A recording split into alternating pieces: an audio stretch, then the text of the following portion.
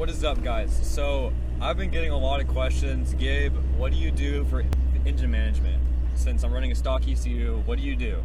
So this video is just kind of be like a vlog of just talking about Band-Aids and whatnot. But I guess I'll start with fuel management. So you have a couple different options when it comes to fuel management for a turbo Miata. The first one is the cheapest one, and it's an FMU, fuel management unit.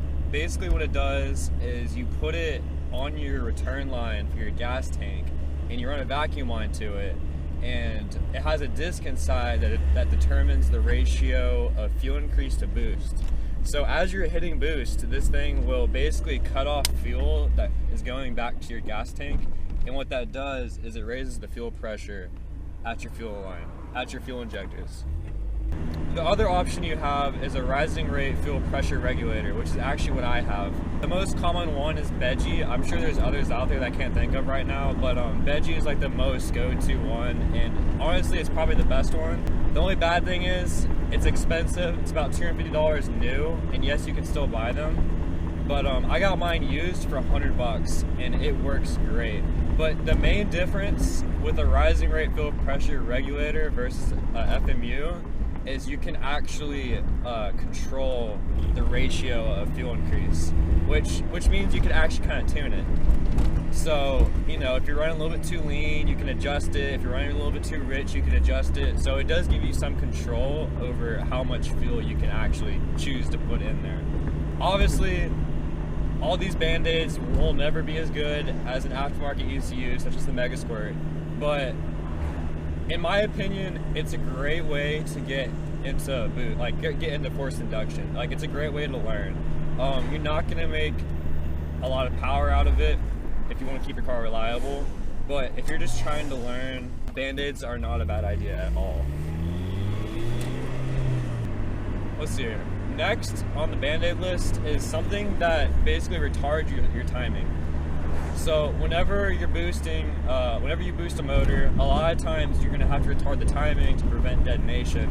And what detonation is whenever the piston's going up, all the fuel air mixture will start igniting before the piston is at top dead center, but before the piston is where it needs to be.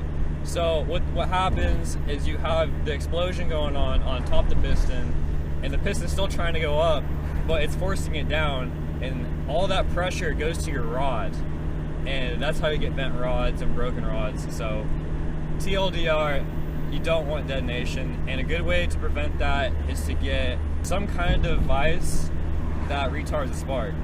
Now, you have a lot of different options out there.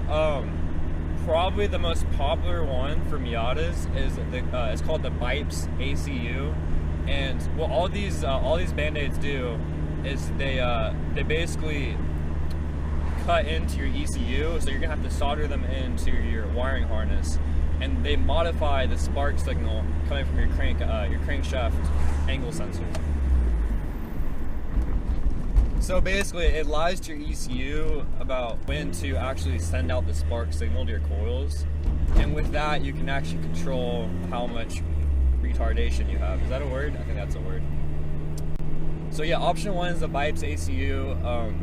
You have a lot of control over it. I believe it also has a RPM range a heat range. So it has a temperature sensor in your intake, and it can take that in consideration, how much timing you're taking off. So it has a lot of different options, and it costs about $250. Now, the next option is a very, very simple unit that mounts in your hood. It's called the MSD ignition box. Pretty sure it's the ignition box. Yeah, it's made by MSD, babe. It's very simple, and there's no settings, but all you do is you take your cam angle sensor wires and you splice this sucker right into it. I think it only works up to like 3 psi, but the upside is it's cheap. If you can find one, they're not made anymore. But I saw them on eBay for like $50. So I guess it's the first Wednesday of the month, so tornado sirens are going off. Now, what I personally run is made by Jackson Racing. It's called the Boost Timing Control Unit, I believe. I'll put it right here. I forgot what it's called. But it's basically a combination of the BEGI and the MSD. it actually mounts, since I have a 94, it mounts behind the seat and it just splices right into the ECU. It does the same thing, but with this one, unlike the MSD box, you actually route a vacuum line from your motor to the controller. It will pull timing in accordance to how much boost you have. And the cool part about it is, you guys can't see this, but I actually have a switch right here. Basically choose how much timing it pulls. So, and to be honest with you guys, I don't even use it. But then again, I'm only running like 3 PSI. But once you get out to about 7 and whatnot, you're probably gonna see some pinging, some detonation issues. This is where it comes in handy. I forgot to mention this. If you're really on a budget and you just want to go the cheap way, don't forget, guys, you can also take your cam angle sensor and you just turn it. And what that does is it sets your base timing. You're gonna need a timing light. That's like the cheapest way to do it. What I did, the Jackson Racing unit, it cost me 20 bucks. I got it used. I know brand new, they're like $200. But guys, I spent $120 on my 2 Bandaids. That's it. $120.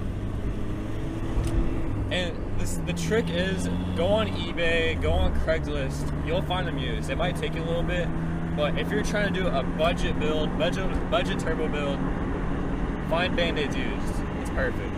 The last major Band-Aid everyone uses is called an O2 clamp, and what it does is basically, whenever you don't have it, I don't have one, but whenever you're transitioning into boost, there's this weird stutter because of the narrowband O2 sensor. There's a weird stutter. It's called a lean tip in. Your FMU or whatever you're using for your fuel pressure, what it's doing is it's forcing fuel in. The ECU is fighting with the fuel pressure regulator for like a second, and what that causes is as soon as you hit boost, it's a weird stutter. And it all has to do with the O2 sensor. And what the O2 clamp does is it actually wires in between the O2 sensor and the ECU. It also has a vacuum line running to it. So whenever you're entering boost, it clamps the O2 sensor and tricks the ECU and basically takes that stutter away. I don't have one. I don't think you need one at my boost level. The most boost I've ran in this car is 5 PSI. And while yes, it is very noticeable not having the O2 clamp, it still is dailyable, it's still drivable.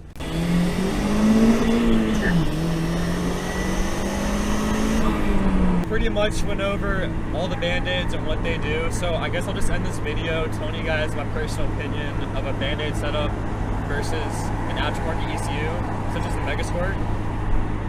So personally, like after driving this car for several thousand miles, if you're running low boost levels and either A, you don't have much money, or B, you don't want to mess with tuning an aftermarket ECU, go Band-Aid route. It is easier to set up and install, in my opinion, than an aftermarket ECU, but it's a fact that you just won't make as much power as you could using Band-Aids. The reason why I went Band-Aids is, of course, I don't have much money. You know, this car is my daily, and I wanted to get it boosted for, to learn, and also for you guys so I can make a video on it. If I were to go Megasport, I'd have to learn how to tune it, and don't get me wrong, once you learn how to tune it, the car is going to kick ass. It's going to have so much more power than it would with Band-Aids, but I don't really have the money for it, and I've learned so much just using Band-Aids. I don't see an issue with it. But if you have the money and you want to mess with it, go aftermarket ECU. I know most people that go Band-Aids the first time will eventually go aftermarket ECU, and that's probably what I'm going to do as well. Some people say if you want to do it right the first time, go aftermarket ECU, and that is correct to a degree. But if you just want to learn and not spend much money boosting your car, go Band-Aids.